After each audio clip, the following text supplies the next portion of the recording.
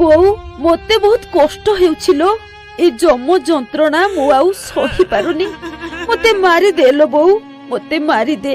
ଏ ପୋଡା ଘା ଗୁଡା ମତେ ତିଳ ତିଳ କରି ମାରୁଛନ୍ତି। ମୋ ଆଖିକୁ ଦେଖା ଯାଉନି। ମୋ କିଡନୀ ଜଳି ଯାଇଛି। ମୋ ସୁନ୍ଦରତା ପୁରା ନଷ୍ଟ ହେଇଗଲା ଲୋ ବୋଉ। ମୋ ଦେହରୁ ଚମଡା ଗୁଡାକ ପୁରା ଉତୁରି ଯାଇଛି। ତୋ ଝିଅ ଏବେ ଅସୁନ୍ଦରୀ ପାଲଟି ଯାଇଛି। ମୁଁ ଏ ଯନ୍ତ୍ରଣାକୁ ନେଇ ବଞ୍ଚିବାକୁ ଚାହୁଁନି। ଏ ଡାକ୍ତର ବାବୁ ମାନେ ମତେ ମାରିଦିଅ। ବଞ୍ଚିଥିଲା ବେଳେ ତ ନର ରୂପୀ ରାକ୍ଷସ ମାନେ ମତେ ଶାନ୍ତିରେ ବଞ୍ଚିବାକୁ ଦେଲେନି। ଏବେ କଷ୍ଟ ଯନ୍ତ୍ରଣାକୁ ନେଇ ବଞ୍ଚିବି କାହିଁକି? ଏ ଭିଡିଓଟି ସେଇ ବାଲେଶ୍ୱର ଝିଅ ସୌମ୍ୟଶ୍ରୀଙ୍କ ପାଇଁ।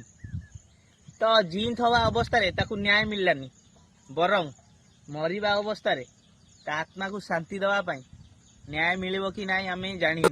ଓଡ଼ିଶାର ମୁଖ୍ୟମନ୍ତ୍ରୀ ମହୋଦୟଙ୍କୁ, ମୋର ଭାଇ ଓ ଭଉଣୀମାନଙ୍କୁ ମୋର ଗୋଟେ ଛୋଟିଆ ରିକ୍ୱେଷ୍ଟ, ସୌମ୍ୟଶ୍ରୀ ଭଉଣୀଙ୍କୁ ଉଚିତ ନ୍ୟାୟ ମିଳୁ। ଆଉ ପ୍ରକୃତ ଦୋଷୀମାନଙ୍କୁ ଉଚିତ ସଜା ଦିଆ। ଆଗତ ଭବିଷ୍ୟତରେ ସୌମ୍ୟଶ୍ରୀ ଭଉଣୀଙ୍କ ପରି କୋଉ ନିରୀହ ଝିଅଙ୍କର ଜୀବନ ନଯାଉ। ଆଉ ଏ ପ୍ରକୃତ ଦୋଷୀକୁ କୋଉ ଭଳି ଦଣ୍ଡ ଦିଆଯିବ ଆପଣମାନେ କମେଣ୍ଟ ମାଧ୍ୟମରେ ନିଶ୍ଚିତ ଜଣାନ୍ତୁ। ଜୟ ଜଗନ୍ନାଥ।